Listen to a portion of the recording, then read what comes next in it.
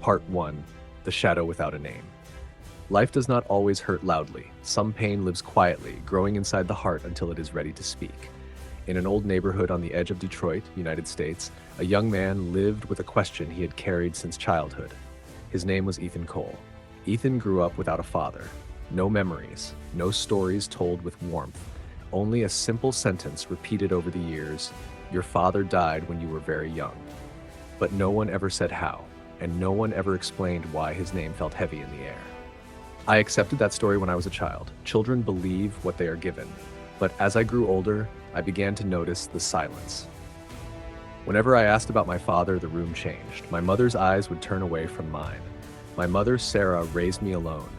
She worked hard and loved me deeply, but part of her was always somewhere else. Whenever my father's name came up, her voice disappeared. So I stopped asking, and the silence stayed. Detroit taught me how to survive early.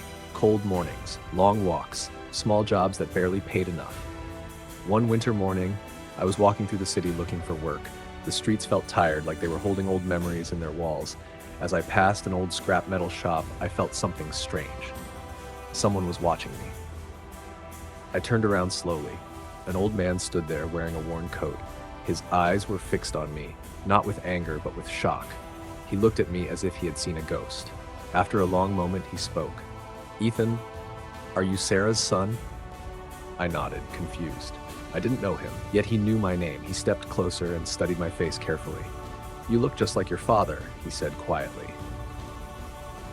Those words hit me without warning. My chest tightened. Questions rushed into my mind.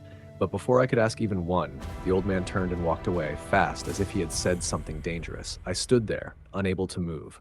If my father was dead, why could a stranger still see him in me? That night, sleep would not come. I lay in bed, listening to my mother coughing in the next room. Each sound felt like it carried something unsaid. I stared at the ceiling, replaying the old man's words again and again. For the first time in my life, I understood something clearly. The story I had lived with was incomplete. Something had been hidden from me, and my father's shadow had begun to follow me. Silence does not disappear when the night ends. Sometimes it grows heavier with the morning light. The words of the old man followed Ethan into the next day. They stayed in his thoughts, refusing to fade. I woke up tired, even though I barely slept. My head felt heavy, full of questions that had no place to go. At the breakfast table, my mother sat across from me, quietly stirring her coffee. Her hands shook slightly. I noticed it for the first time. I wanted to ask her about the old man, about my father, about everything. But the words stayed stuck in my throat. Some truths hide in routine. They wait for the right moment to break free. Later that afternoon, I couldn't take the silence anymore. I followed my mother into the kitchen. "Mom," I said carefully, "did you know my father well?" She froze. The spoon slipped from her hand and hit the floor. She did not turn around. She did not answer right away. When she finally spoke, her voice was low. "Why are you asking now?"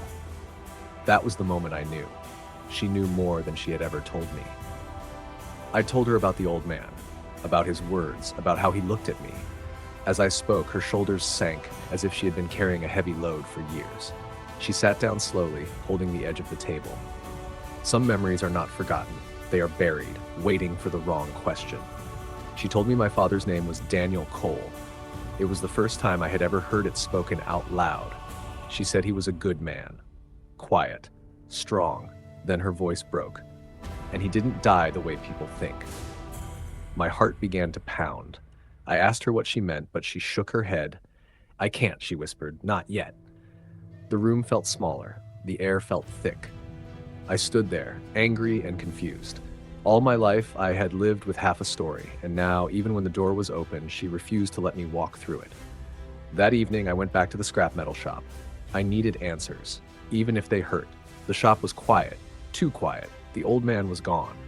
Sometimes, the truth moves faster than we do, and when we hesitate, it disappears. I stood outside the shop as the sun went down, feeling both closer to the truth and further away from it than ever before. One thing was clear. My father's story was not over, and neither was mine. Was my mother hiding the truth to protect me, or herself? Who was Daniel Cole really? Why did the old man disappear so suddenly? And what would happen if I kept searching?